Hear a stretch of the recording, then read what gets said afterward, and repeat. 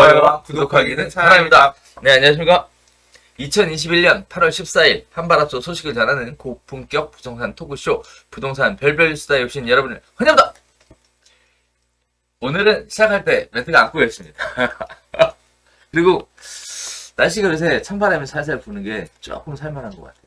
그렇죠. 이제 입추가 지나면 이게 절기가 진짜 기가 막힌 것 같아요. 그러니까 바람이 바람의 온도가 달라져서 음. 요새는 이제 잘 때 에어컨 안 켜고 자도 괜찮은. 음. 좀 어떻게 보면 추워서 이제 이불을 덮고 자야 되는, 창문 열고 자면.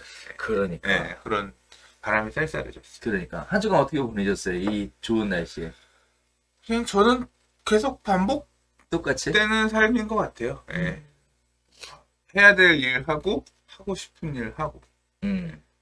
저는 이번에 제주도 휴가 갔다 왔거든요. 네. 아, 묻지 않았는데 대답해 주셔서 선물 감사합니다. 그러니까 제주도 휴가 갔다 왔거든요. 그래서 사실 안 가고 싶었으나 네, 일단 가정의 행복도 지켜야 돼서 아니 무슨 소리야. 나는 너무너무 가고 싶어야 되는데 우리 왜 살아?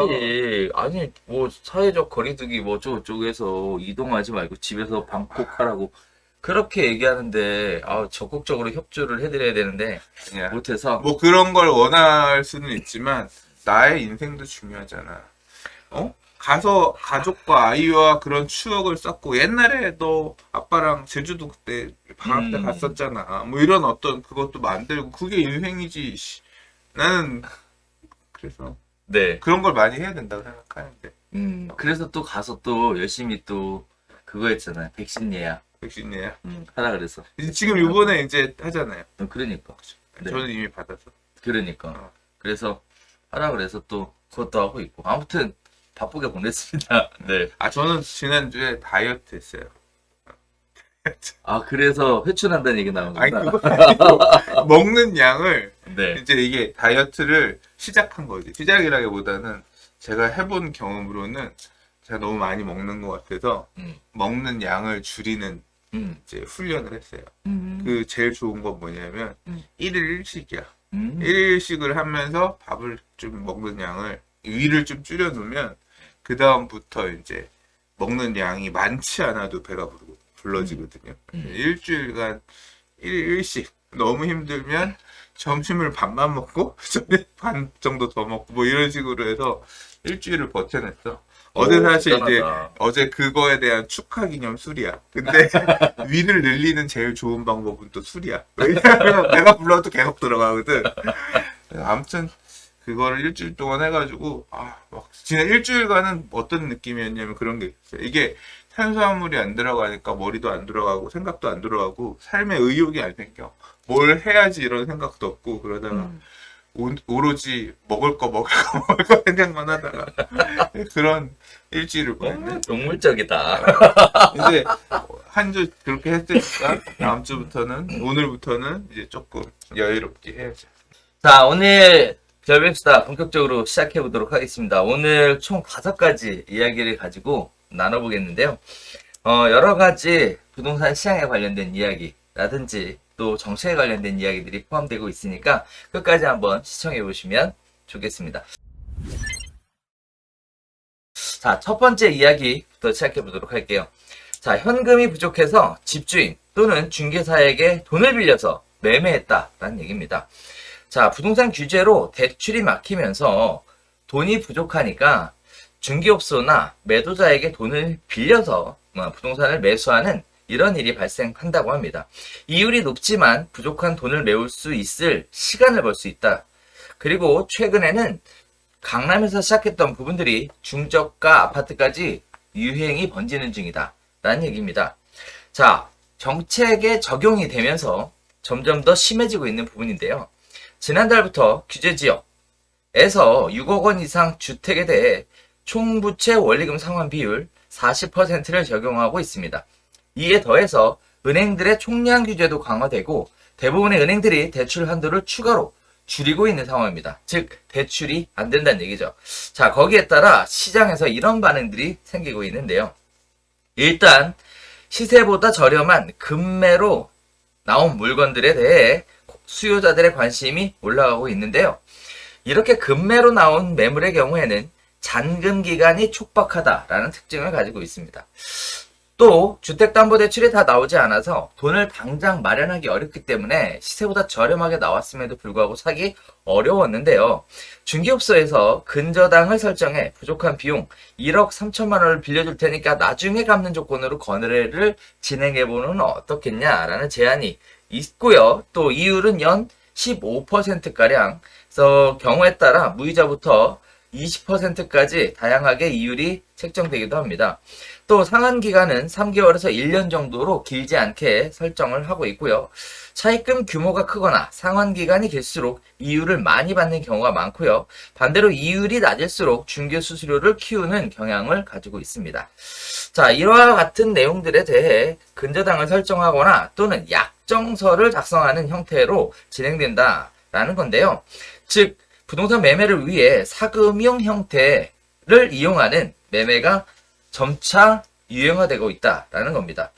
중개하시는 분들 입장에서는 매매 거래를 성사시키면 중개 수수료를 받을 수 있는 데다가 자금을 빌려준 것에 대한 이자까지 챙길 수 있기 때문에 굉장히 유리한 입장이다, 이런 얘기도 하고 계시는데, 다만 빌려줄 돈이 없는 경우 또는 빌려줬다가 문제가 생기는 경우들은 고려를 좀 해봐야 되겠죠. 자, 이 같은 사례는요, 재건축, 재개발 주택에서도 흔하게 발생하고 있습니다. 특히 관리처분 인가를 앞두고 있어서 이주비 대출이 예정된 주택을 매매하는 과정에서는 흔히 발생한다고 하는데요.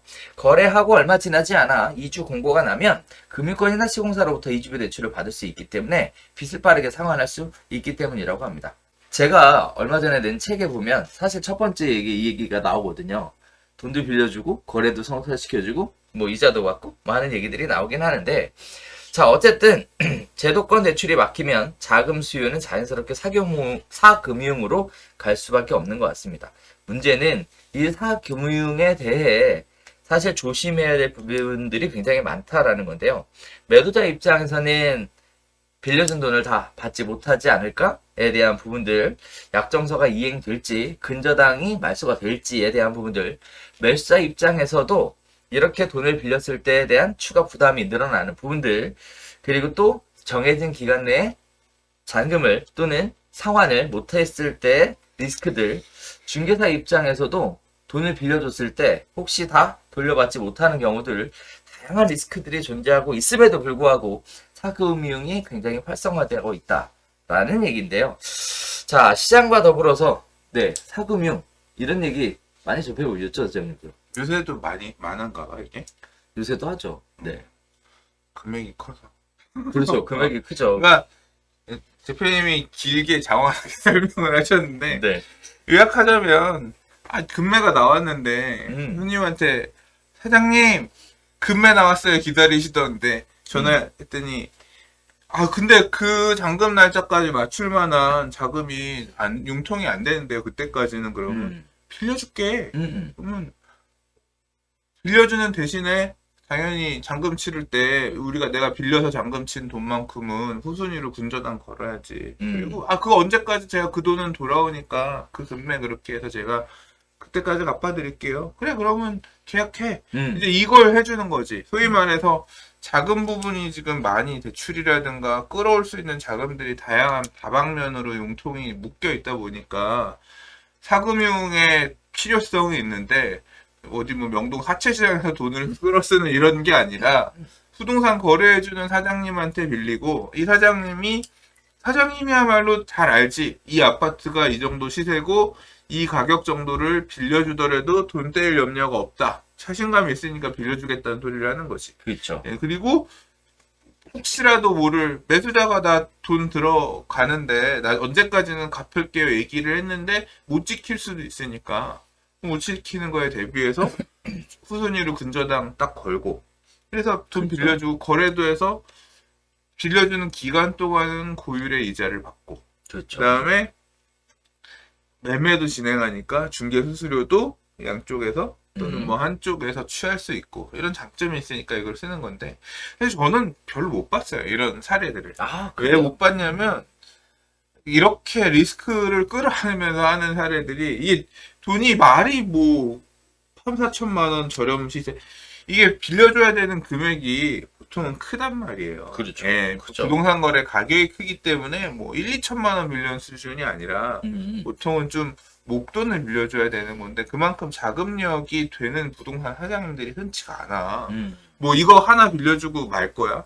하게 되면 누구는 빌려줬는데 누구는 안 빌려주고 이게 그래서 이렇게까지 되는 일들이 흔치는 않았는데 있긴 있었어요. 제가 이제 주로 봤던 경우는 지금 기사에서 보면 강남에서 이런 일이 빈번하게 있다가 지금 뭐 타 지역으로 넘어가고 있다고 하는데 제 생각에는 솔직히 잘 모르겠고 진짜 그런지는 주로 저는 어느 동네에서 봤냐 하면 이런 식의 영업을 할아버지 부동산들이 옛날에 많이 했어요. 예, 오래된 부동산 중개업 사장님들이 주로 활용을 하는 정도에서만 봤었지 못 봤는데 지금 같은 경우에는 지금 예세상 이 말씀하신 사례로 놓고 볼 때는 충분히 그럴 수도 있겠다 생각은 들어요. 왜냐하면 뭐 금매가 나왔는데 잔금 못 치르고 그러면 부동산 사장님이 돈을 빌려주고 거래가 성사되면 양쪽으로 받을 수가 있으니까 중개 수수료도 그렇고 이 이자 지금 보면 이율이 연 15%. 그렇죠. 그러니까 이게 엄청 일반적인 금리보다 훨씬 높게 그렇죠. 빌려 쓰는 거잖아요. 그러면 부동산 사장님은 이 돈이 있어서 빌려줄까? 이 생각을 저는 하게 되는데 제 생각에는 만약에 이 정도라고 하면 그러니까 기사에서 나온 내용이 사실이라고 하면 이미 활성화되어 있는 것 같아요. 뭐가? 전대 사업 자체. 그러니까 이 돈을 빌려주고 하는 비즈니스가 전대가 말고 말이 자꾸 안 나와. 그러니까 애초에 업자들을 끼고 이런 작업을 하고 있을 수도 있겠다는 생각이 들어요. 부동산 사장님. 그러니까 부동산 사장님은 금리 마진을 먹는 거지. 그냥 어떤 사채 시장이라고 하는 게 말 그대로 동네에 현금 많은 분들 이런 분들한테 이거 어차피 확실하게 이거는 반환은 가능한 거니까 1억 빌려주세요. 3억 빌려주세요. 연리 제가 8% 챙겨드릴게요. 해가지고 이런 건이 있으면 15% 요구하고서 중간에 금리 마진 7, 8%를 먹는 거지. 그렇죠. 이런 식으로 지금 운용되고 있을 가능성은 좀 있습니다. 부동산에서도. 그러면 그런 게 사실일 수 있지. 그렇죠. 근데 리스크가 있냐? 리스크가 있나? 리스크가 많죠. 많아요? 네. 사실 뭐 소장님 얘기하셨던 내용이 맞아요. 근데 그 있을 것이다라는 추측이 아니라 실제 발생을 하고 있습니다. 이 어떤? 과거 중개 사고로 연결될 가능성. 아니. 이런 돈을 빌려주는 케이스가 이게 왜 그랬냐면 과거에 할아버지 부동산이 그 매매 자금을 빌려주는 일보다 사실 할아버지 부동산들이 했던 거는 전세 자금을 많이 빌려줬어요. 그래요? 진짜로? 왜 그랬냐면은 전세 자금 대출이 없었거든. 그렇지. 그러니까 돈을 마련할 방법이 없어서 부동산에서 그 자금을 융통한 일이 많았어요. 근데 그거 뭘로 그 사람은 전세금을 돌려받을? 계약서에 임대 보증금 반환에 대한 부분을 특정을 하죠. 임대인한테. 나 그래도 그거는 겁이 나서 못할 것 같습니다. 아니야. 그렇게들 많이 했어.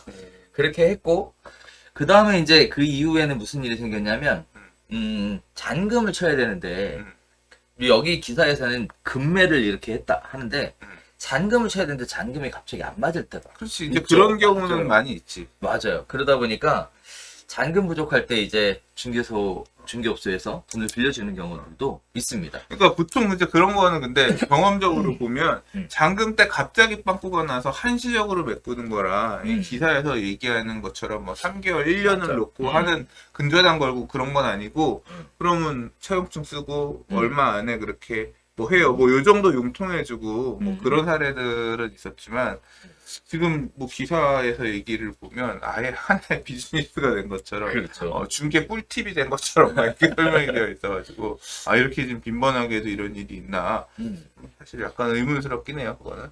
그래서 이제 현장에서 보면 이런 식의 잔금이 부족한 사태들이 발생을 하는데 사실 이번 텀에 제일 많이 발생됐던 게 대출이 안 돼서 잔금 부족 사태가 많이 발생을 했어요. 그러다 보니까 이제 이것도 하다 보면 중개업소 현장에서는 공동중개한 경우에 좀 더 유리한 거예요. 왜냐면 양쪽 부동산에서 돈들을 마련해가지고 빌려주는 거니까. 근데 이제 양타를 치면 이제 어려운 거죠. 진짜 그렇죠. 감당해야 돼. 여차하면 계약금을 날릴 수 있는 사건이잖아요. 이런 부분들 때문에 중개업소가 사실은 뭐 중개보수를 많이 받으려고 개입했다라기보다 어쩔 수 없이 이 계약이 마무리가 큰 탈 없이 마무리가 될 수 있게끔 개입했던 부분들이 훨씬 더 매매 쪽에서는 많았습니다. 자, 그리고 또 매도자 입장에서는 또 전세권을 설정을 해주거나 또는 근저당을 설정을 해서 채권을 보전하는 쪽이 많았는데, 사실 이것도 실무로 들어가면서 굳이 그렇게 하면 비용을 누가 납부를 할 거냐, 그 다음에 주말에 해야 되는데 뭐 그건 어떻게 할 거냐에 대한 부분들이 굉장히 많아서 약정서 작성하는 경우들도 네, 많이 있었어요. 자, 이러한 부분들이 이제 적용을 하다 보니까 점점 이제 어떻게 보면 원치 않았던 사금융이 부동산 매매 자금에 흘러 들어가는 이런 형태들이 띄기는 했었는데, 기사에서 얘기하는 거는 이거는 마치 중개업소가 돈을 벌려고 돈을 뭐 거래를 하려고 돈을 막 일부러 빌려주는 것처럼 이렇게 포장은 되고 있는 것 같아서 맞지 않아? 그런데 좀 아니에요. 그렇게 생각하면 안 돼. 왜냐면 돈이 없어요. 중개소 그래, 없어. 사장님들이. 중개업소 사장님들이 보통은 이걸 할 만큼 융통자금을 가지 않은 경우가 대부분이야. 맞아. 근데 이렇게 지금 되고 있다면 제가 얘기한 것처럼 분명히 그런 업체들, 그러니까 그런 돈을 빌려줄 수 있는 쩐주를 끼고 그렇지. 이제 이런 식으로 하는 걸 거고, 이게 막 이렇게 기사화될 정도로 많은 수준인지는 잘 모르겠어. 맞아. 잘 모르겠으나 만약에 그게 사실이라고 하면 제 생각에는 이게 리스크가 그렇게 있나? 매도자 입장에서는 급매로라도 빨리 파니까 해피한 거고, 내가 원하는 대로 파니까 그렇죠. 해피한 거고, 매도자 입장에서는 사고 싶었는데 돈이 없어서 못 사는데 그 부족한 부분을 사금융이 채워줬다. 사금융을 길게 쓰지는 않을 거니까 높은 15%짜리 금리를 요즘 시절에 누가 오래 쓰겠어요. 그렇죠. 최대한 빨리 갚고 끝내야지. 그러면 그 이자 내고 끝내면 되는 거고, 그걸 그 대출을 알선 중개한 부동산 사장님은 중간 마진을 따먹고, 그 다음에 매매 중개 수수료를 받으니까 해피하고, 돈을 빌려준 쩐주는 고리로 요새 돈 돌릴 데도 없는데 부동산 자금에 부동산 사장님의 어떤 인적 담보를 믿고 빌려줬다가 돌려받고, 이게 그러니까 메이드만 되면 매수자가 악의를 가지고 돈을 빌렸다가 안 갚거나 막 이래서 문제가 터지거나 뭐 이런 부분만 발생하지 않으면 모두가 해피한 그런 하나의 새로운 사업 모델도 될 수 있겠다 생각이 드는데. 그러니까. 자, 그래서 실제 현장에서는 이런 일들이 과거부터 존재해 왔고요. 현재도 이런 식으로 존재하고 있다는 내용을 소개를 하고 있습니다. 당장 빌려줄 돈이 있나? 주머니 사정부터 확인을 해봐야 나는 안 되는 빌려줘. 거니까. 나는 그런 돈놀이 이런 거에 대해서 비관적인 사람이에요. 왜 돈을 차라리 투자를 하지. 불가피한 경우지. 그래서 사실 저도 예전에 부동산 할 때 그래서 동네에 좀 유지들 있으시잖아요. 흔히들 얘기하는 쩐주 분들이 많이 계셨어요. 그치. 네, 그래서 이분들은 간단해요. 일부. 10%. 그렇죠. 일부.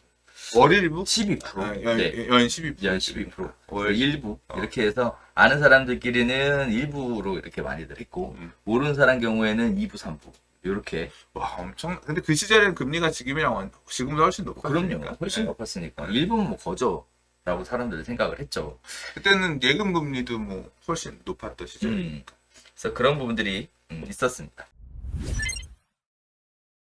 자, 두 번째 이야기 넘어가 볼까요?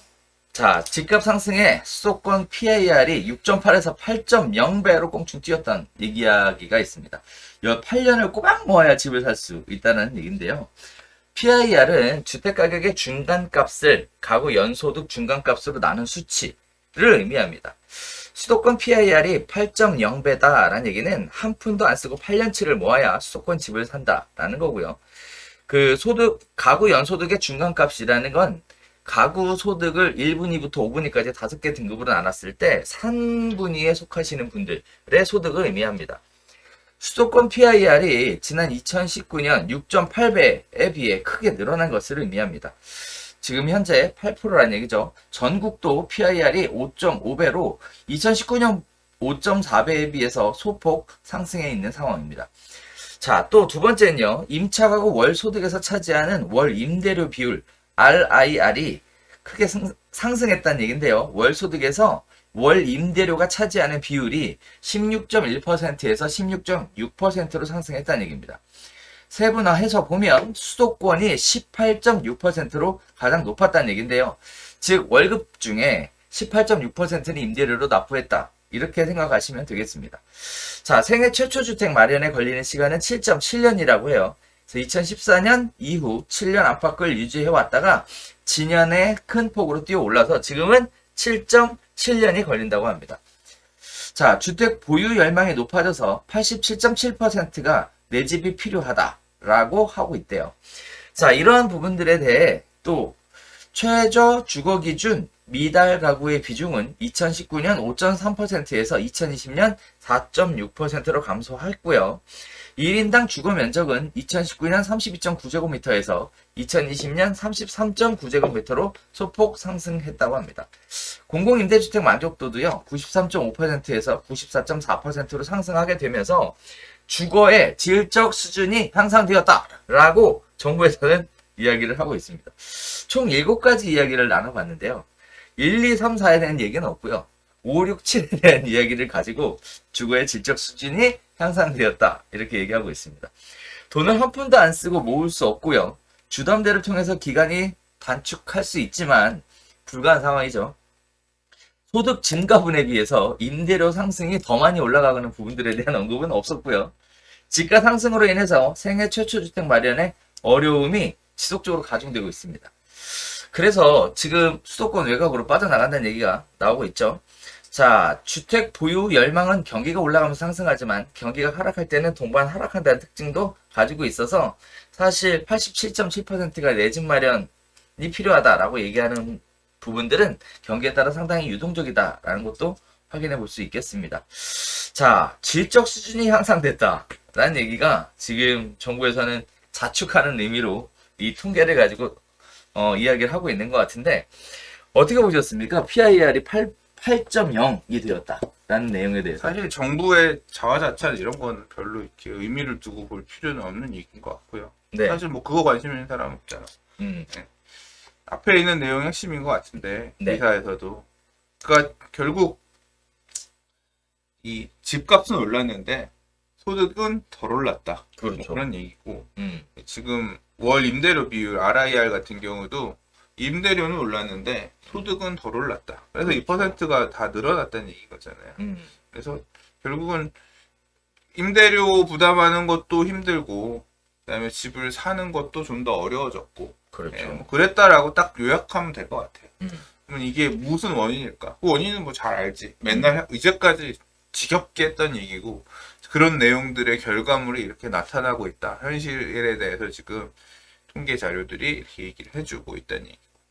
이 PIR을 낮춰야 된다는 얘기는 정부도 그렇게 생각하고 우리도 그렇게 생각하죠. 그러니까 그렇죠. 부동산 가격을 올라가는 것이 개인의 나로서 싫지는 않은데 또 사회적인 목적을 위해서 이렇게 부동산 가격이 소득이라든가 이런 거에 현실에서 동떨어진 상태로 높게 가면 안 된다는 거에 대해서 이 사회가 정상적으로 유지되기 위해서는 공감을 하지.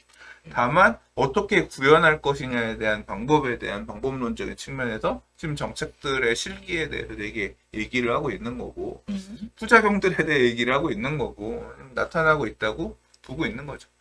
임대료가 소득에 대비해서 임대료가 급격하게 상승한 이유는 뭘까?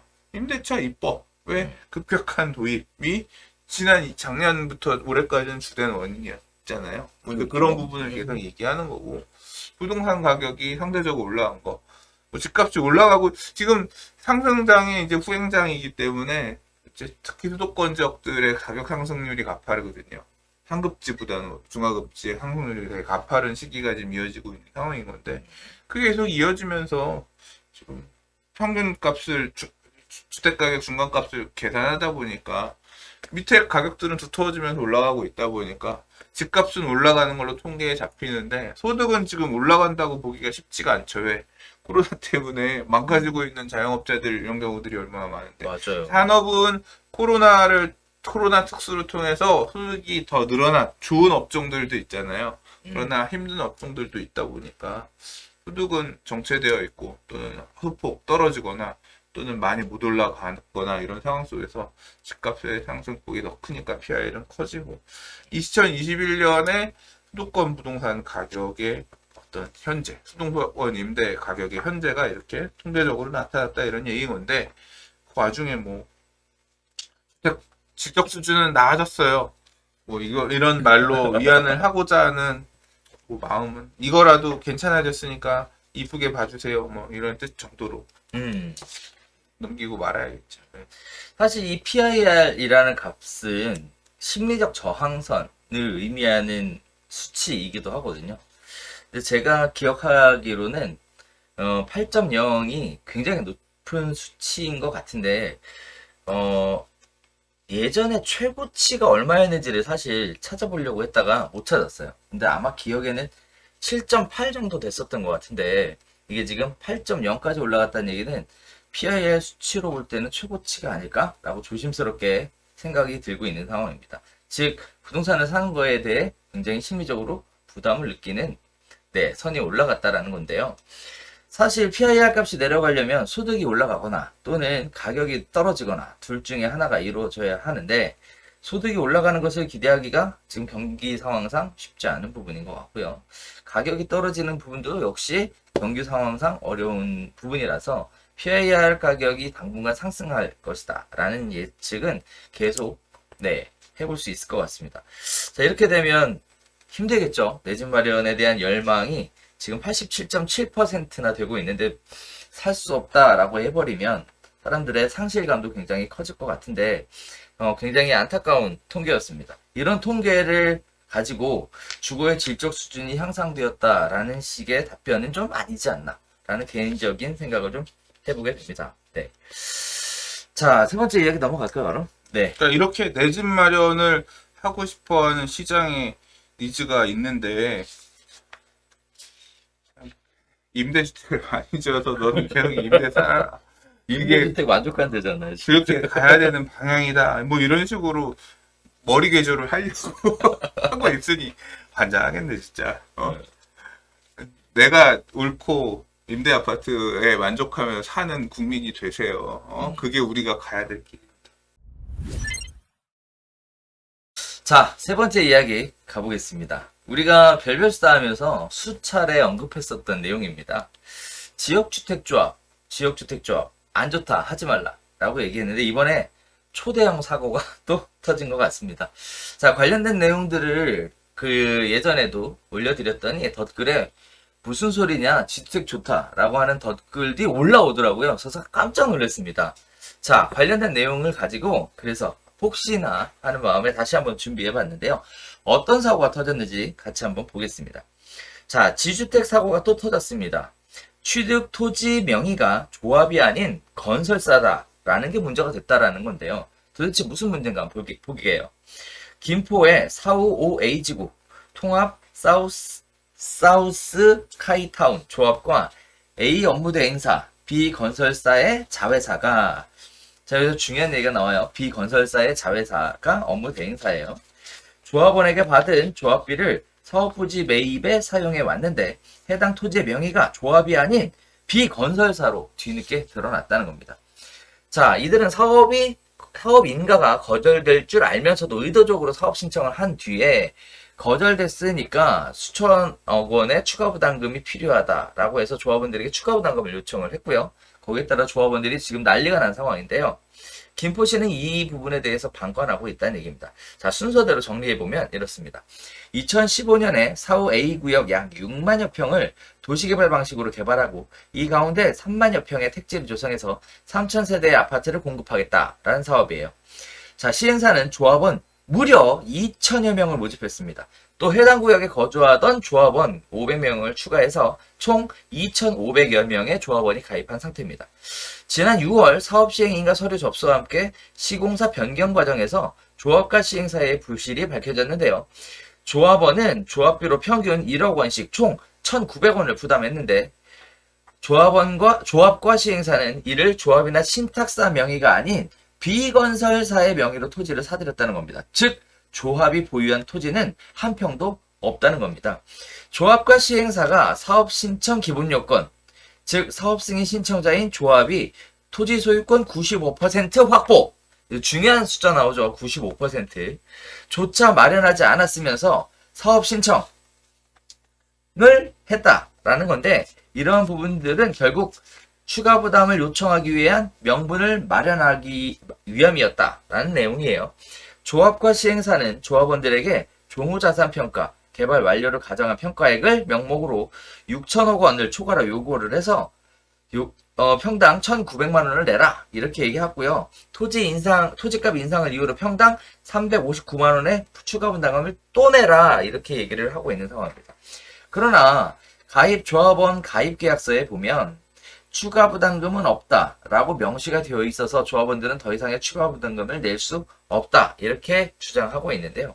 도대체 토지의 소유권이 시공사에 가 있는 동안 왜 이런 식의 일들을 추진해 왔는지 조합의 입장을 들어보면 건설사 역시 해당 사업의 업무 대행사로 조합 명의로는 대출이 진행되지 않다 보니 사업의 속도를 내기 위해 비건설사 명의로 토지 소유권을 확보했다라고 해명했다는 겁니다. 비건설사가 토지를 취득할 경우 오히려 사업 리스크를 1차적으로 건설사가 감당하는 만큼 장단점이 있다. 다만 토지비가 과거 4년 전에 비교해 급격하게 증가하면서 토지 취득가액에 조성원가 등을 감안해 조합의 부담이 일부 있을 수 있다. 조합이 다시 건설사를 통해 매입하는 과정에서 불필요한 절차와 비용이 낭비돼 조합원의 피해로 이어질 것이다. 이렇게 이야기들이 나오고 있습니다. 김포시는 지주택 관련 사업은 비법인 사단인 조합이 해야 할 업무로 개입할 이유가 없다라고 선을 긋고 있는데요. 여기서 중요한 얘기예요. 문제가 생기면 관이 해결해 줄 것이다. 기대하시는 분들도 계시는데 아니다라는 거죠. 자, 지난해 전남 여수의 한 지주택 조합장이 토지 소유권 이전을 건설사로 등기해서 배임 형의로 고발한 것과 유사한 사건입니다. 지주택 하지 말라고 수없이 강조하고 또 강조하고 또 강조하고 별별사에서 수차례 얘기했는데 도대체 이 2천여 명의 분들은 무슨 생각으로 또 지주택을 가입하시는지 참 생각하면 아찔아찔하고요. 또 피해 사례가 발생했다라는 사실에 가슴이 아픈 상황입니다. 문제 발생의 원인이 과연 무엇일까 다시 한번 생각해보지 않을 수 없는데요. 여기서 또 중요한 내용은 싸고 좋은 곳은 없다라는 얘기는 좀 같이 드리고 싶습니다. 지주택 사건이 또 터졌어요. 느끈이 커요, 이번엔. 근데 아직 지금 완전히 터졌다고 할 수는 없잖아. 진행 중이지. 터졌죠. 이거는 확실하게 터진 거 맞죠? 왜 터졌냐면 안된 건 아니잖아. 왜 터졌냐면 소유권을 시공사에다 갖고 있잖아요. 결국은 조합원 명의로 돌려야 되잖아요. 조합원 명의로 돌릴 때 결국 거기서 소유권 이전에 관련된 비용이 추가로 또 부담되는 거니까. 그렇게 터졌다라고 하면 또 터졌다고 할 수 있는. 그렇죠. 그러니까 잘못된 건 잘못된 거죠.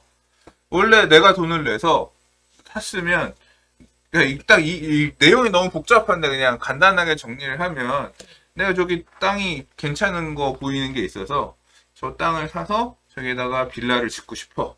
그래서 나는 할 줄 모르니까 컨설팅하는 우리 조혁진 왜 또 나야? 저 땅 사서 저기다 빌라 지금 지어주세요. 오케이, 돈 내놔. 그래서 돈을 줬어. 그랬더니 빌라를 그 땅을 사면서 건설회사 이름으로 산 거야. 맞아. 야, 씨발 돈 내가 냈는데 왜 건설회사 이름으로 땅 돼 있어? 아, 그거 나중에 일을 하려고 하면 복잡하니까 나중에 돈 복잡하고 나중에 대출. 이거 짓는 과정에서 대출이 키려고 하면 네 이름으로는 안 나오고 건설회사 이름으로 하면 잘 나오니까 그래서 그렇게 해놓은 거지. 집 져서 너한테 결국은 주긴 줄 거야. 뭐 지금 이 얘기하고 있는 그렇죠, 거잖아요. 맞아요. 그러니까 야, 씨발 그건 그거고 돈은 내가 냈으니까 돈이 더 들더라도 내 이름으로 한 다음에 갔어야지. 그건 아니지. 지금 이걸 주장하고 있는 거예요. 조합원분들은. 여기까지가 지금 터진 사고인 겁니다. 그래서 왜 그러면 문제가 뭐냐? 불안하잖아. 그리고 정당하지 않잖아. 그렇죠. 나중에 너 줄 거야가 아니라 지금의 과정에 당연히 내 걸로 돼 있어야 되는데 그게 진행이 안 된 거니까. 맞아요. 그걸 바로 잡아야 되는 거지. 그거에 대해 이의를 제기하고 있는 거고 내가 여기 조합원이라고 하네 또 열받을 것 같은데. 물론 저는 여기에 조합원 일리가 없습니다. 왜? 이런 데 투자하지 않으니까. 왜 투자하지 않느냐? 당장 본 것처럼 되게 리스키하잖아요. 사업 자체가 토지를 확보해서 가야 되는 거고 서로 앞으로 이행해 가야 될 수많은 과정들이 있는데 그러니까 그 이행을 사업 주체가 해야 되고 그거에 대한 대가로 나는 비용을 지불해 가면서 사업이 가야 되는 건데 이 리스크가 너무 커. 그래서 말 그대로 이거는 투자야. 재물을 던지는 거야. 투자가 던질 투의 재물 자체인데 던지는 건데 너무 막 던지는 그런 느낌이 많아. 그리고 뭐 얘기한 것처럼 사고 사례도 너무 많고 그러다 보니까 지연되는 부분도 있고 재개발 재건축도 오래 걸리잖아.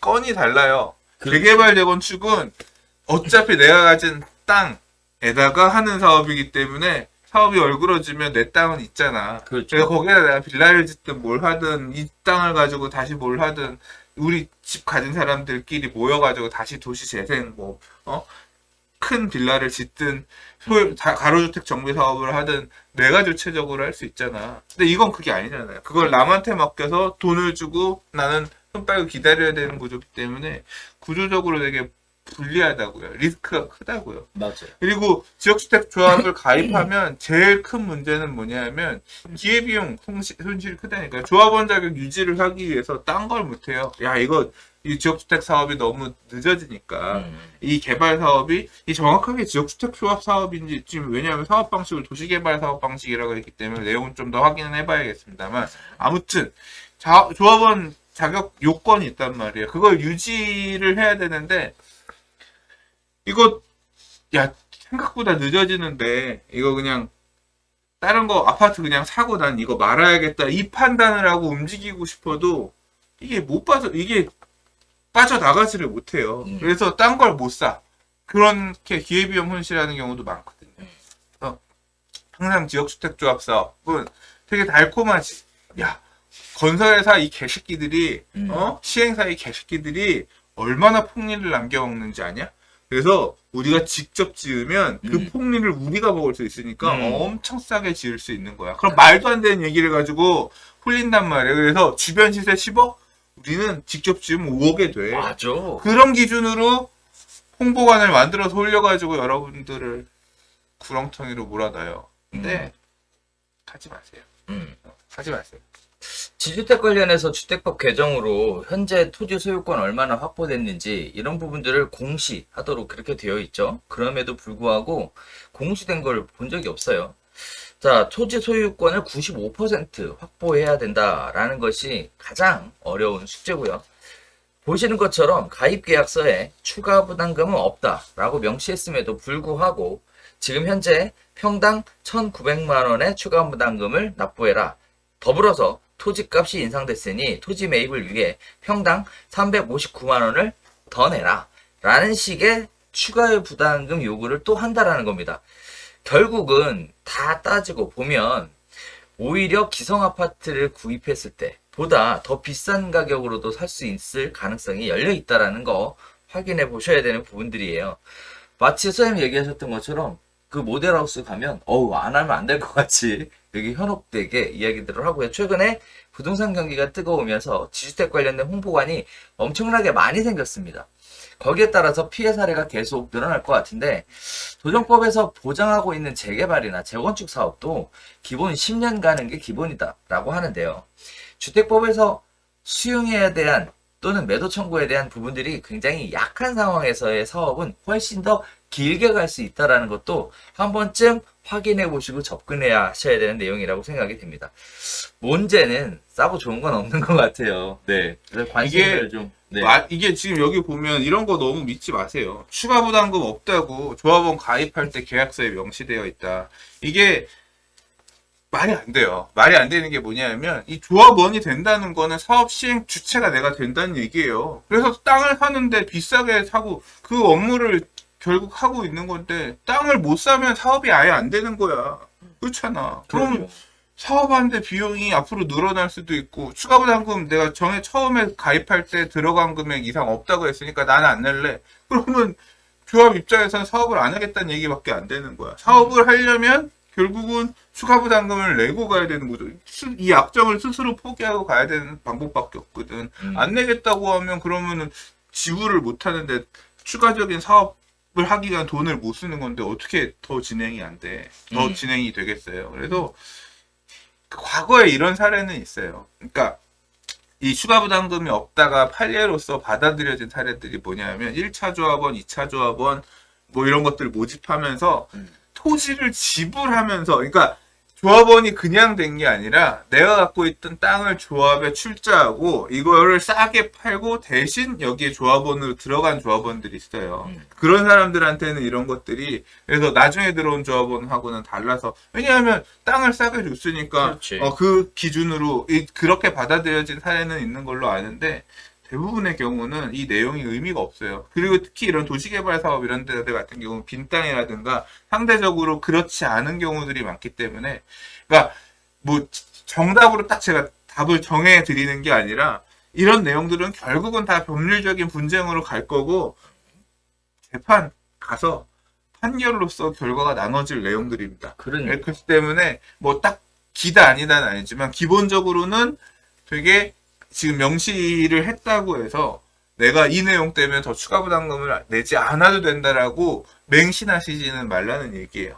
제가 경험적으로 본 지역주택조합 사업은 추가 부담금이 한 번에서 안 끝나요. 1차 추가 부담금, 맞아, 2차 계속 추가 있어요. 부담금, 3차 추가 부담금, 심지어는 입주할 때 가서 4차, 5차.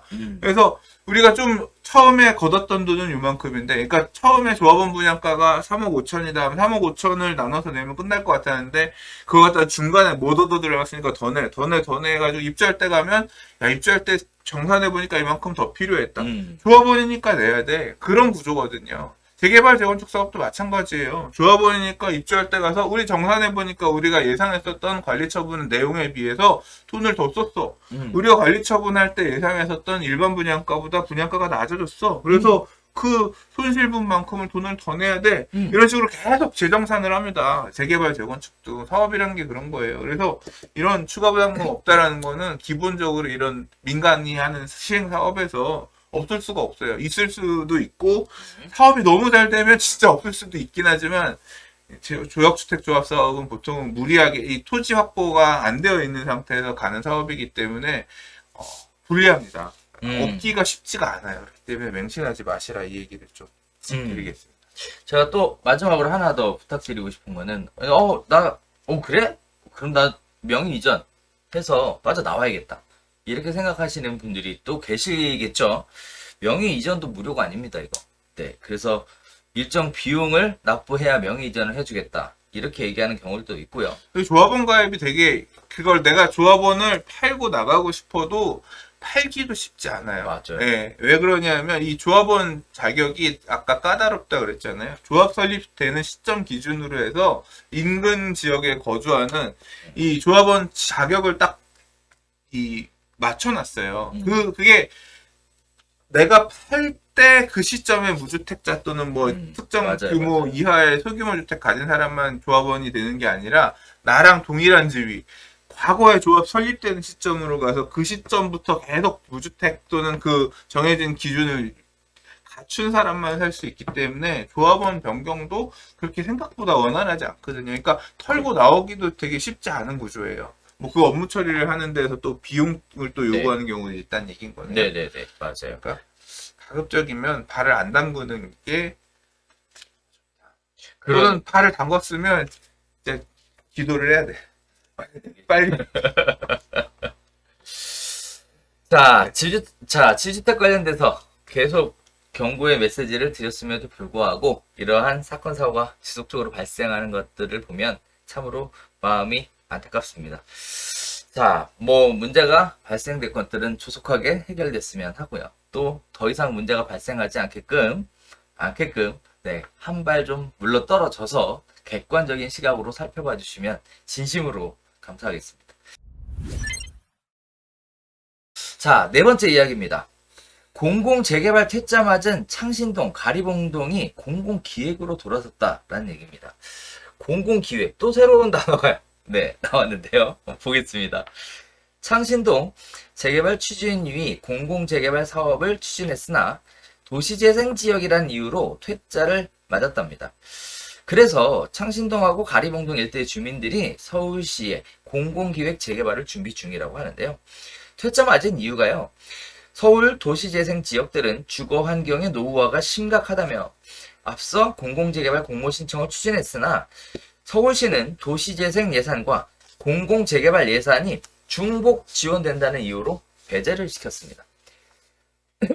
자, 그래서 서울시 공공기획 민간재개발 공모를 9월 달에 하고요. 거기에는 도시 재생 지역을 포함하겠다라는 얘기가 나오고 있어요. 그래서 서울시가 공공기획 민간 재개발이라는 걸 하겠다라는 건데, 결국은 도시재생 지역은 이 부분들이 출구 전략이다라고 생각을 하고 있고요. 거기에 따라 현재 추진위가 공모 접수를 위한 주민동의서를 준비하고 있는 상황이라고 합니다. 공공기획 재개발은 서울에서 추진하는 민간 재개발 사업 제도입니다. 민간이 주체가 돼서 재개발을 추진하되 사업 초기에는 서울시가 개입해서 정비계획에 공공성을 반영한다라는 식인데요. 초반 인허가 과정이 빠르게 진행돼서 통상 정비구역 지정까지 5년 정도 소요되는 것을 2년으로 단축할 수 있는 장점이 있다고 해요. 서울시는 공공기획 민간 재개발 공모를 당초 계획인 10월에서 9월로 한 달 앞당긴다라고 하고요. 개발과 정비를 포함하는 2세대 도시재생을 선포하며 재개발 연계형 사업을 통해 도시재생 구역에도 공공기획 재개발을 허용하기로 했다고 합니다. 과거의 도시재생하고 지금 공공기획 재개발은 전혀 다른 개념이 적용되는 거예요. 자, 창신동, 가리봉동 외에 전체 도시재생 지역 20곳 가운데 13곳이 공공기획 민간재개발 공모 신청을 고려 중인데요. 숭인동, 서계동, 구로 1구역, 장위 11, 13구역, 동자동, 자양 4동, 불광 1동, 신림 4구역, 행촌동, 상도동 등이 그 대상이라고 합니다. 자, 서울시는 공공기획 민간재개발을 통해서 5년간 매년 2만 5천 가구를 공급한다는 목표로 25개에서 30개 구역을 선정한다는 계획인데요. 자, 여기 재밌는 얘기들이 계속 쏟아져 나오고 있습니다. 아, 요새는 헷갈려 죽겠습니다. 공공재개발하고 공공기획재개발은 또 뭐가 다른 건지. 공공기획재개발의 장단점은 어떤 것들이 있는지, 이런 부분들을 시청자분들께서 궁금해하실 것 같은데요. 어떻게 보셨습니까? 요약 좀 해주시죠, 소장님. 그러니까 이게 말이 헷갈려가지고 저도 처음에 뭔 소린가 했어요. 뭔 소린가 했는데 별 내용 아닙니다. 네. 별 내용 아니고요. 원래 공공재개발이라고 하는 거는 작년에 대책에서 처음 얘기가 나왔죠. 서울에 정비 예정 구역들이 많이 있는데, 그러니까 사업을 추진하려고 서울시의 재개발 기본계획 안에 세워는 놨는데, 포함은 되어 있는데 사업성을 이유로 사업이 못 가고 있던 곳들이 있다. 여기를 갖다가 좀 활성화하기 위한 주택공급 활성화지구라는 거를 주택법 안에 새로 지정을 해서 이 주택공급 활성화지구를 지정하면 용적률이라든가 건폐율이라든가 이런 것들을 좀 완화해서 할 수 있게끔 제도를 만들고, 이 사업이 안 가고 있던 기존의 사업 추진하던 재개발 구역들을 공공이 개입해서 공공사업 시행자가 사업을 추진해서 가게끔 해주겠다라고 하는 데서 출발한 게 공공재개발이에요. 그래서 작년 9월에 공공재개발 후보지 선정을 했고요. 그러니까 그 공모를 했고요. 올해 1월하고 3월에 2번. 예, 그래서 공공재개발 후보지 선정을 했습니다. 추진하고 있죠. 여러분들 잘 알고 계시는 뭐 흑석 2구역 이런 곳들이 이제 이런 것들을 받아가지고 좀 공공재개발을 가겠다. 후보지 선정돼서 지금 하고 있어요. 근데 올해 4월에 서울시의 오세훈 시장이 이제 서울시장 야당이죠. 예, 올 당선이 되면서 뭘 했냐면 민간재개발 활성화, 민간재건축 활성화 이런 내용들을 공약으로 내걸었고, 그리고 이제 딱 되자마자 바로 이제 내놓은 게 뭐냐면 재개발을 다시 한동안 가동이 안 되던 재개발을 다시 가동하겠다. 이 얘기를 했어요. 근데 그러면 재개발을 앞으로 민간재개발, 그러니까 민간이 사업 시행 주체가 되는 재개발 사업을 그러니까 사업 시행 주체가 된다는 얘기는 뭐냐면 사업 시행자가 공공재개발은 LH, SH 등 공사예요. 얘네가 땅을 갖고 가서 관리 처분도 하고 다 하고 나중에 집 져서 주는 이런 개념이면, 민간 재개발은 그 사업 주체가 누가 되는 거냐면 LH, SH가 되는 게 아니라 우리가 조합을 만들어서 법인을 등록하고 조합이 사업 주체가 되는 거예요.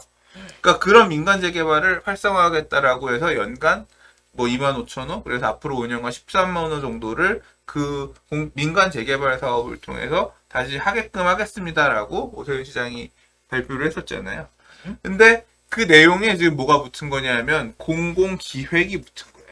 민간 재개발인데 니네 맘대로 하는 게 아니라, 또는 니네가 해갖고 온 거를 우리가 잘 검토해서 해주겠다는 얘기가 아니라, 그냥 니들은 사업 주체만 돼. 기획은 우리가 다 해줄 테니까 우리가 하라는 대로 해. 그렇게 하면 빨리 할 수 있을 거야. 라고 하는 공공기획 재개발을 하겠다는 거예요. 그러니까 민간 재개발의 이름이 그냥 공공기획 민간 재개발 이름으로 바뀐 거라고 보면 돼요. 근데 그러면 어디에 할 거냐? 원래는 공공재개발할 때는 과거의 도시재생사업, 도시재생사업이라는 건 다시 설명을 하면 뭐냐면 창신동이니 뭐니 이런 지역, 도시재생지역이라고 이름 붙은 지역들은 뭐냐면 과거의 재개발 사업 등을 추진하다가 여러 가지 사유, 근데 주로 많은 사유는 주민들이 우리 재개발 안 할래요라고 해서 해제한 경우들이 많아요. 주민들이 해주세요 요청을 해서 해제한 경우들도 많이 있거든요. 이런 해제 지역들이 니네 재개발하기 싫다 그래서 도시 재생한다며. 그래서 돈 줘가지고 도시 재생 사업을 한 거야. 창신동 이런 지역들 같은 경우는 뭐 선도 지역 이런 거 지어가지고 또 되게 막 박원순 서울시장 시절에는 언론에도 많이 홍보해가면서 도시 재생 사업을 했던 곳이죠. TV도 나오고 홍보 자료도 많이 뿌리고 했던 곳인데 이 지역이 그렇게 도시 재생하라고 했는데 다시 우리 공공재개발 할래요? 라고 넣으니까 야 니들은 재생한다고 해서 우리가 재생지역으로 선정도 해주고 돈도 줬던 곳이잖아. 근데 어떻게 바로 다시 재개발하겠다 그래? 안 돼! 라고 해서 이 지역들은 배제하고 공공재개발 구역들을 정했거든요.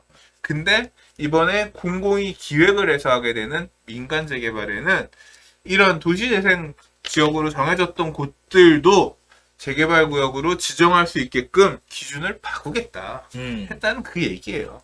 그래서 앞으로는 이런 전면 철거 방식의 정비 사업인 재개발 방식으로도 도시 재생을 하겠다. 도시 재생은 원래 굉장히 큰 범주의 얘기입니다. 그러니까 페인트에 벽화 칠하는 것만 도시 재생이 아니라 재개발 사업도 도시 재생의 범주에 있어요. 나월고 짓는 재건축 사업도 도시 재생의 범주 안에 있는 겁니다.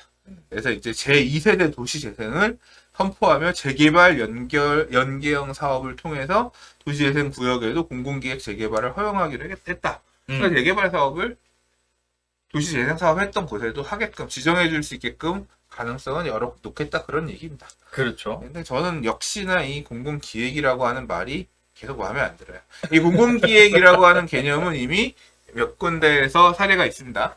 흑석 11구역이 이제 공공기획이 들어가서 어떤 만들어졌고 그 다음에 지금 추진하는 시장님은 지금 변경됐지만 사실 이 노선은 그대로 박원순 시장님 시절에 하던 걸 이어가서 하고 있는 거예요. 달라진 게 없어요.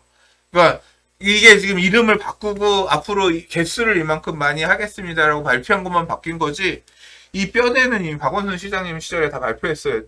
그 시절에 뭐 진희선 행정부 시장이 나와서도 열심히 얘기했었고 그래서 나온 곳들이 예를 들자면 금호동 3가 이런 옛날 금호 21구역이 해제됐던 지역이 시범사업지로 선정돼서 금호 21구역 해제됐던 곳이랑 상계 5구역이 공공기획 요 내용으로 선정이 돼가지고 지금 추진하고 있거든요. 상계 5단지랑 이 금호 21구역 후보지랑 그리고 앞으로 이제 그 방식대로 가서 보면 이게 공공기획이라고 하는 게 결국 뭐냐면 단지를 쪼개는 거예요. 그래서 밖으로 여는 거죠. 아파트 단지를 그 금호 21구역 해제됐던 금호동 3가 이런도 가서 그 기본 계획 살펴놓은 걸 보면 아파트 이 택지를 4등분 해가지고 잘라서 이 외부의 사람들이 오갈 수 있는 보행로들, 공원길 같은 걸 만들어요. 그 단지가 다 열리는 거죠.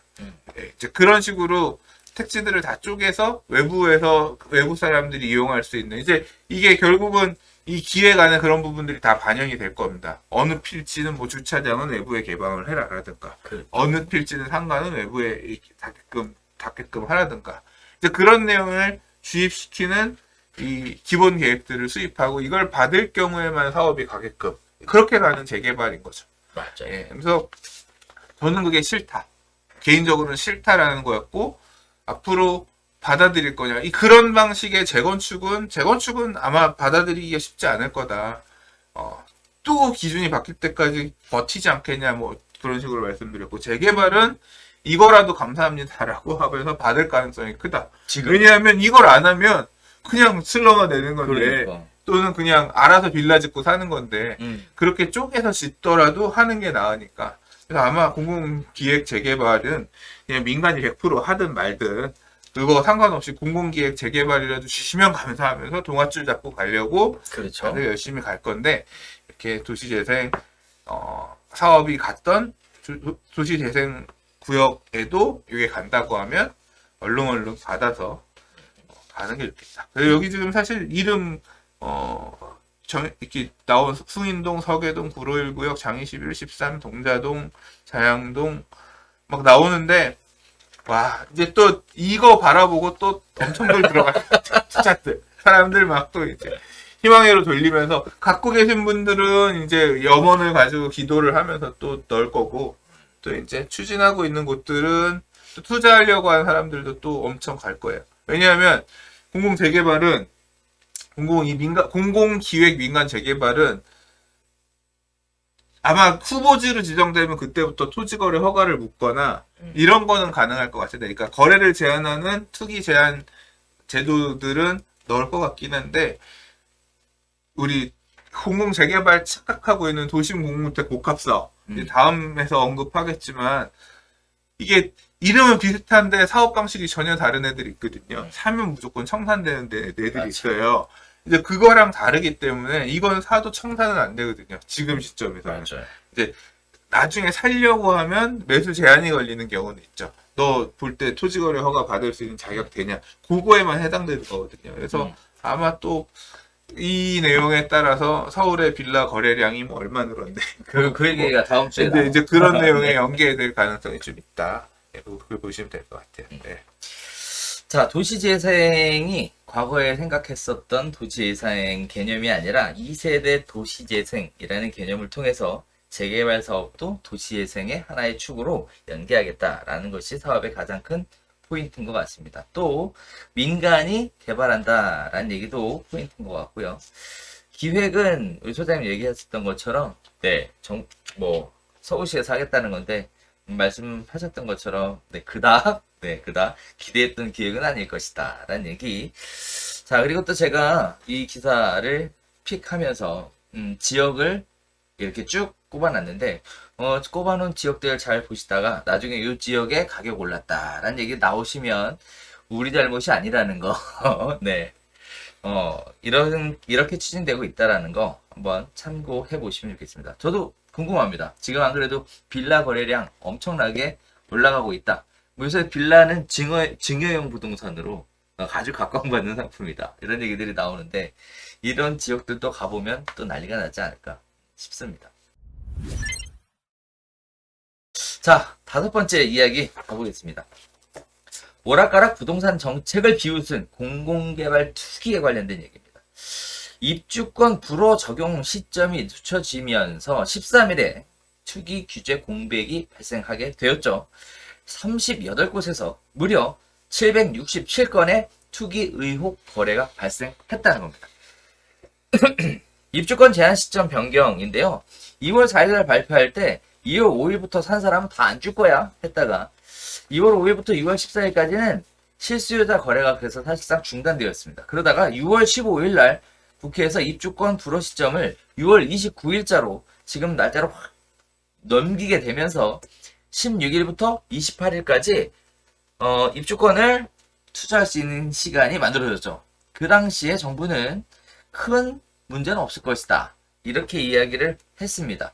그럼에도 불구하고 6월 16일부터 28일까지 사업 후보지 52곳 중 38곳에서 총 767건의 다세대 및 연립주택 거래가 이루어졌는데요. 입주권을 주지 않는 시점을 당초 2월 5일에서 2월 29일로 늦췄기 때문에 13일 동안 입주권 투기를 할 수 있는 공백기가 생겨서 가능했었던 일이다 라고 합니다. 공공주도 개발 사업을 추진하던 정부와 더불어민주당이 입주권을 불허하는 시점을 늦추는 과정에서 수도권 일대의 투기성 거래가 크게 늘어나는 것으로 확인된 건데요. 무리하게 재산권을 제한하다가 반발이 생기니까 원상복구하는 허술한 정책이 투기 세력 유입에 빌미를 주었다라는 지적이 지배적입니다. 인천 부평구의 십정동 D빌라는요. 6월 18일부터 불과 닷새 동안 20채 중 13채가 거래됐습니다. 자, 그리고 매수자들은 계약서를 쓴 지 1일 만에 소유권 이전 등기까지 마쳤고요. 동안 역세권도요. 6월에 74채가 거래돼서 700명 안팎으로 추산되던 기존 토지주의 10% 넘는 투자자가 새로 유입이 되었는데요.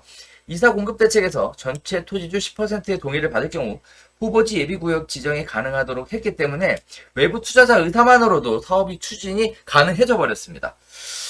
정부가 추진하는 공공주도 개발에 동의하라는 독려문까지 곳곳에 붙고 있는 상황입니다. 은평구 일대는 이런 부분들이 심해지다 보니까 최근에 가격도 굉장히 많이 올랐고요.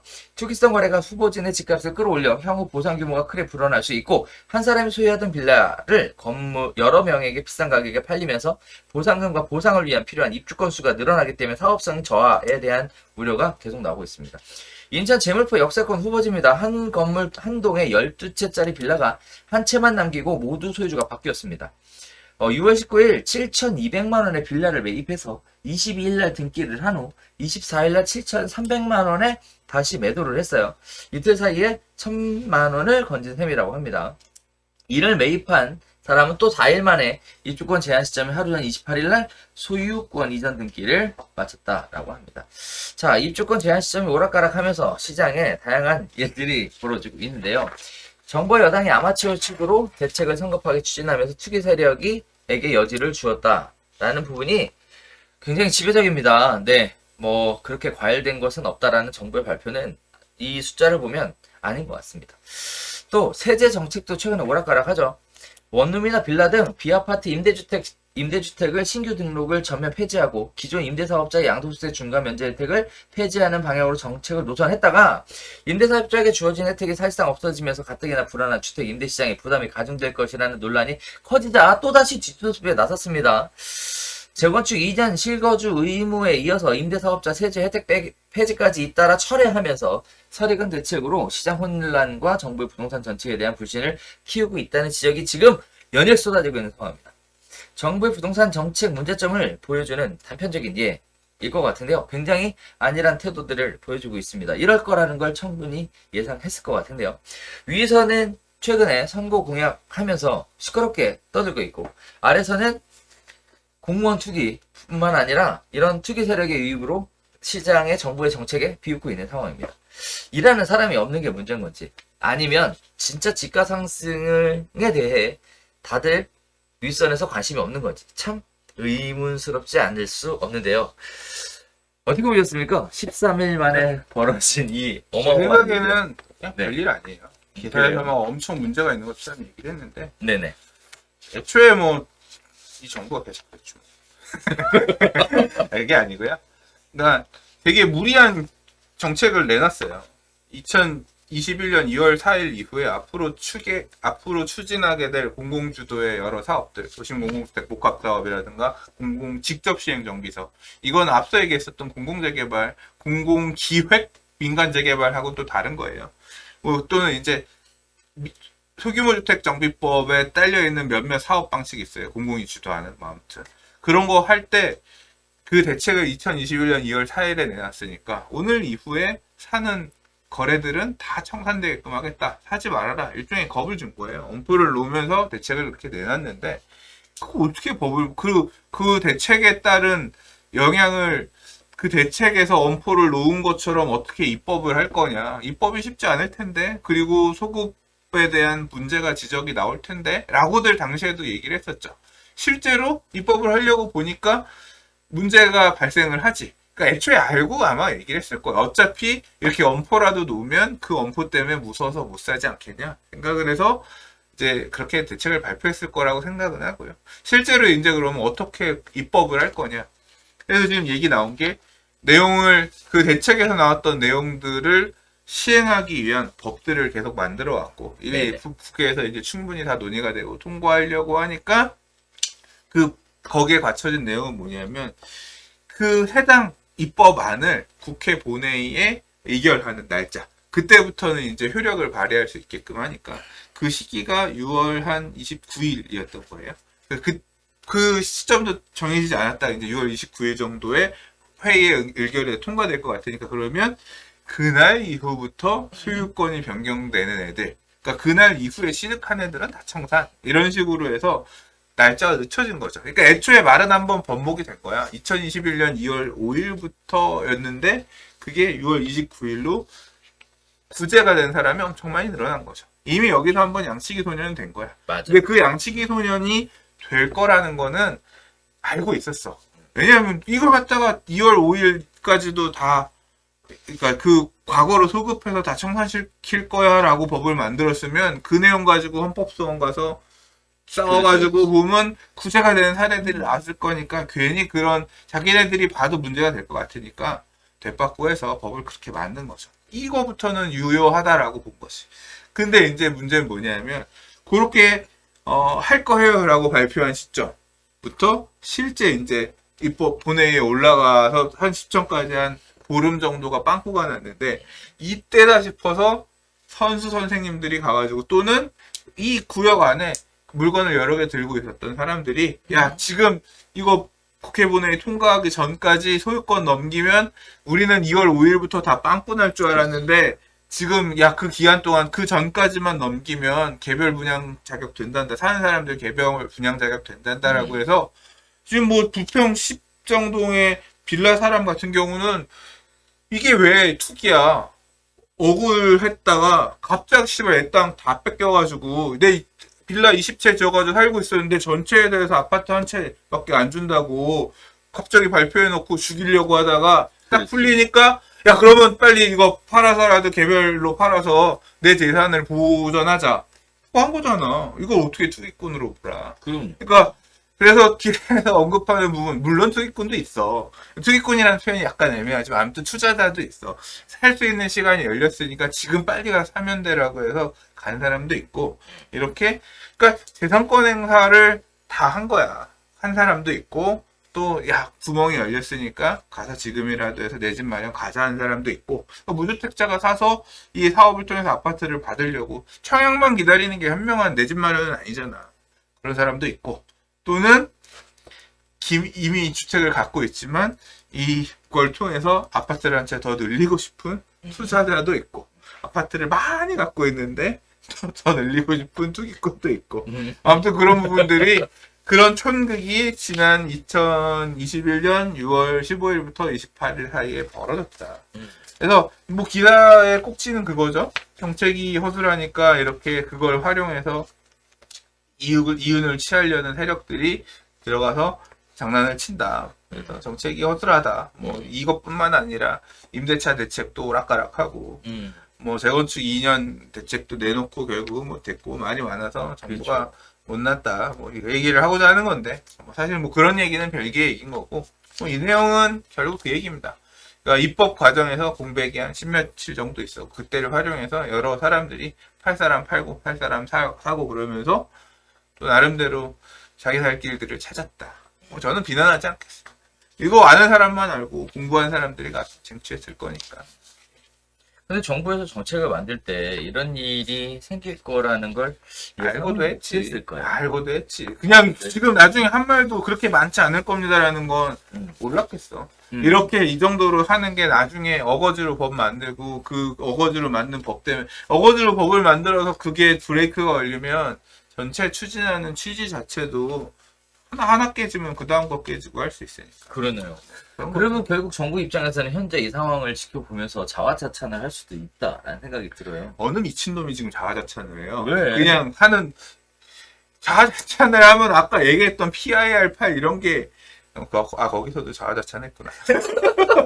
왜 그러냐면 그러나 주거 만족도는 좀 나아지지 않았어요. 뭐 그런 것처럼. 네. 왜 그러냐면 사실 지금까지 정책의 방향이나 흐름 이런 걸 보면 이런 생각을 했을 수도 있고요. 우리가 안 막았으면 더 올랐을 텐데 우리가 막아서 그만큼 요만큼으로 막을 수 있었다. 이런 식의 생각들도 하시는 분들이 계실 것 같아요. 왜냐면 계속 지금 이렇게 흘러가고 있거든요. 안타까운 건 뭐냐면 현 소유자가 소유권 행사의 제한을 받아서 사실은 더 좋은 기회에 더 좋은 가격에 팔 수 있는 기회가 있었을 수도 있었을 텐데 이런 부분들을 최대한 누리지 못하는 계기가 상대적으로는 좀 더 안타까웠지 않았었나. 그리고 이러한 것들이 오히려 공부 열심히 하는 부동산 투자자분들에게 넘어가게 된 것들이 좀 안타깝지 않았나. 그러니까 결국은 부동산 공부 열심히 해야 되는구나 이런 생각도 들고요. 뭐 안타까워. 안타깝지 왜. 아는 만큼 버는 거야 원래. 안 팔 수도 아니지. 그런 뜻이 아니라 안 팔 수는 없고 팔아야 되는 상황인데. 아는 사람도 그 결국은 뭐냐면 아는 만큼 대비를 해서 이 사람도 판 거 아니야. 뭔 소린지 모르고 가만히 있었으면 이 사람도 물렸을 거 아니야. 그건 아닌 것 같고. 아니 제도는 원래 개떡 같아. 나는 동의할 수 없는 제도들이야. 3년간 한시적으로 사유재산을 유린하는 이런 법을 만들어서 말이야. 아무튼 그 당사자들은 지금 뭐 되게 막 욕 나오는 경우들 많이 있을 거고 또 바라는 분들도 많이 있을 거고 갈등이 심하겠죠. 그리고 뭐 정책이 오락가락하다는 얘기 이게 처음이 아니잖아요. 최근에 또 있었던 게 임대부분. 이건 오락가락이 아니지. 이 그건 정도는. 아니에요? 아 그래요? 이 정도는 오락가락이라고. 아니야 그 얘기 말고 재건축 2년 실거주 의무. 그 다음에 임대사업 세대 혜택 그것도 임대보증. 임대사업 폐지는 오락가락이라고 생각하고 재건축 2년 실거주는 오락가락이 아니지. 아 그거는 정신 차린 거지. 개떡 같은 걸 만들려다가 야 이거 하면 우리 된다 생각하고 정신 차린 거지. 그런 거예요? 그런 관점으로 봐야지. 자, 그래서 오히려 이런 식의 시장의 혼란과 혼선을 통해서 사실 이득 보는 사람도 있겠지만 피해 보는 사람도 있는 것 같고요. 이런 부분들이 어떻게 보면 정책의 신뢰성을 떨어뜨리는 이러한 부작용으로 작용하는 거 아닌가 싶습니다. 이렇게 하니까 뭐라고 얘기하면 안 믿죠. 네. 자, 아무튼 정부에서 정책을 만드시는 분들은 조금 더 디테일하고 꼼꼼하게 명품 정책을 좀 만들어 주시면 어떨까라는 생각이 있습니다. 바라는 것도 많아. 많죠. 이거 세금 얼마나 많이 내는데 이 정도를 못 바래. 네. 그렇게 했으면 좋겠고요. 또 한편으로 보면 이러함에도 불구하고 앞으로도 그러면 또 이런 생각을 해볼 것 같아요. 이분들은 집가 상승하는 거에 대해 진짜 관심은 없는 거구나. 하는 척만 하는 거구나. 이런 생각도 하게 될 것 같습니다. 저는 개인적으로는 왠지 요즘 분위기로 봐서는 후자인 것 같아요. 네. 자, 지금 5가지 이야기 쭉 나눠봤는데요. 네, 부동산에 관련된 이슈들이 사실 요새는 그 어떤 특정 후보들의 공약과 관련된 얘기들이 많이 나오고 있는데 다 뺐습니다. 이유는 네, 별로 좋은 얘기가 안 나올 것 같아서 뺐고요. 시장이 돌아가는 상황들을 중심으로 해서 이야기를 나눠봤는데 한 가지 분명한 거는 그 수도권 중심으로 해서 시장은 굉장히 뜨거운 것 같아요. 그래서 첫 번째 이야기 잠깐 나눠봤는데 몇몇 우리 회원분들한테도 여쭤보니까 엄청 뜨겁대요. 네. 굉장히 통계가 나와 그렇게 지금. 그래요? 네. 엄청 뜨겁대요. 자, 그래서 아무튼 시장 자체는 지금 다시 또 활활 타오르고 있습니다. 원래 전통적으로 지금이 뜨거운 시기는 아니잖아요, 그죠? 이제 아니죠. 휴가철 끝나는 시기이기 때문에 지금부터 달아 올라가죠. 가을 시장으로 가니까. 지금 부동산 설립 카페 트래픽도 올라가고 있습니다. 그래요? 네, 늘어나고 있습니다. 일간 트래픽 늘어나고 있고 주간 트래픽도 이렇게 반등하는 모습이 보이고 있습니다. 그렇구나. 네. 자, 저희가 준비한 소식은 여기서 인사드리도록 하겠습니다. 다음 주에 새로운 소식 가지고 다시 찾아뵙도록 할게요. 감사합니다.